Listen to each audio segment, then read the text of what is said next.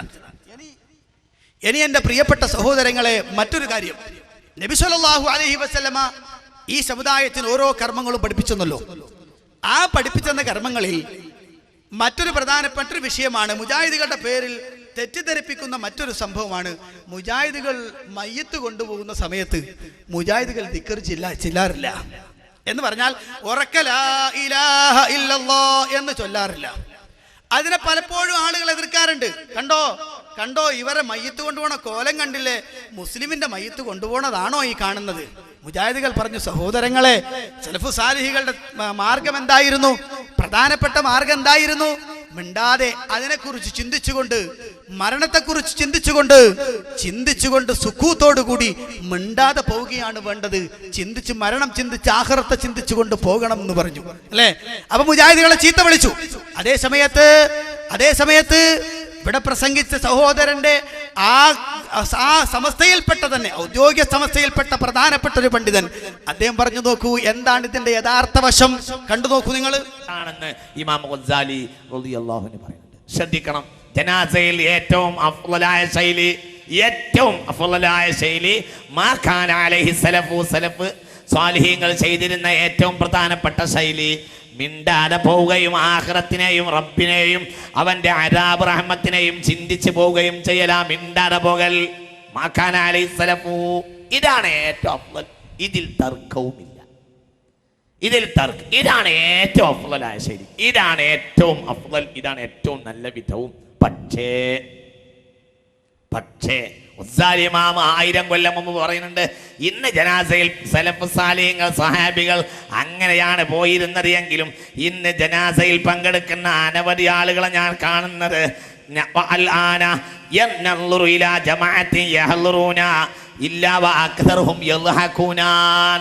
ഇന്ന് അധികരിച്ച ആളുകളും പോണ ചിരിച്ചിട്ടാണ് ഞാൻ കാണുന്നുണ്ട്.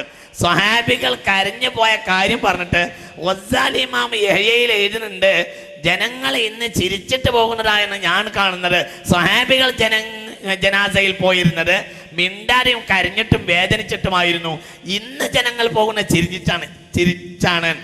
ഇത് എഴുതി വെക്കുന്നത് ഗസാലി ഇമാം റളിയല്ലാഹു അൻഹു ഹിജ്റ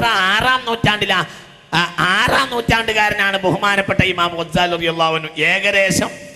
ഏകദേശം 8-9 നൂറ്റാണ്ടുകൾക്ക് മുമ്പാണ് ഇമാം ഗസാലി റളിയല്ലാഹു അൻഹു. അന്ന് വരെ ആളുകൾ ചിരിച്ചു പോകുന്ന അവസ്ഥയാണ് എങ്കിൽ ഇന്നത്തെ കാര്യം പറയണ്ട.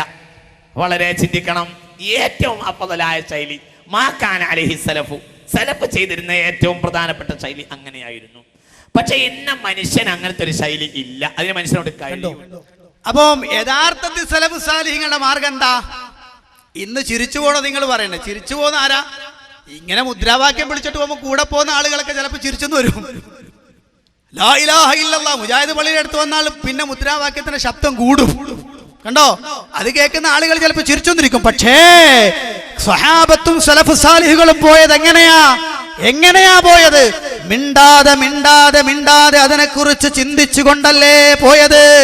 മുജാഹിദികൾ പറഞ്ഞപ്പോ മുജാഹിദികളെ ചീത്ത വിളിച്ച് ആക്ഷേപിച്ച കന്നുകാലികളെ കൊണ്ടുപോകുന്നത് പോലെ മയ്യത്ത് കൊണ്ടുപോകുന്നവരെന്ന് പറഞ്ഞ് ആക്ഷേപിച്ച സമുദായത്തിന്റെ ആധുനിക പണ്ഡിതന്മാര് പ്രഖ്യാപിക്കുന്നു, സഹോദരങ്ങളെ, ഇമാം നബവി റഹ്മഹുല്ല തന്നെ വളരെ വ്യക്തമായി പറയുന്നു, അതെ, കൊണ്ടുപോകേണ്ടത് മിണ്ടാതെയാണ്. ഖിയാമത്തിനെ കുറിച്ച്, പരലോകത്തെ കുറിച്ച്, മരണത്തെ കുറിച്ച് ചിന്തിച്ചുകൊണ്ട് കരഞ്ഞുകൊണ്ടാണ് പോകേണ്ടത് എന്നല്ലേ.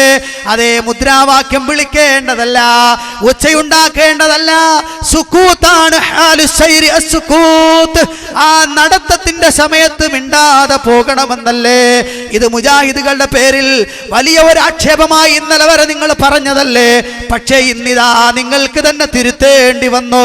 അതേ സലഫികളെ, നിങ്ങൾ പറഞ്ഞതാ ശരി, സലഫുകൾ കാണിച്ചത് അങ്ങനെയാണ് എന്ന് പറയേണ്ട ഒരവസ്ഥ മുജാഹിദുകളുടെ പ്രവർത്തനത്തിൽ ഇതാ പിൽക്കാലത്ത് പണ്ഡിതന്മാർക്ക് വരുന്നു. സഹോദരങ്ങളെ, എത്രയെത്ര തെറ്റിദ്ധരിപ്പിക്കലുകൾ നടത്തിയാലും, എത്രയെത്ര ആക്ഷേപങ്ങൾ ചൊരിഞ്ഞാലും, പക്ഷേ നിങ്ങൾ അറിയേണ്ടതാണ്, സത്യം അവസാനം പുറത്തു വരുന്നതാണ്.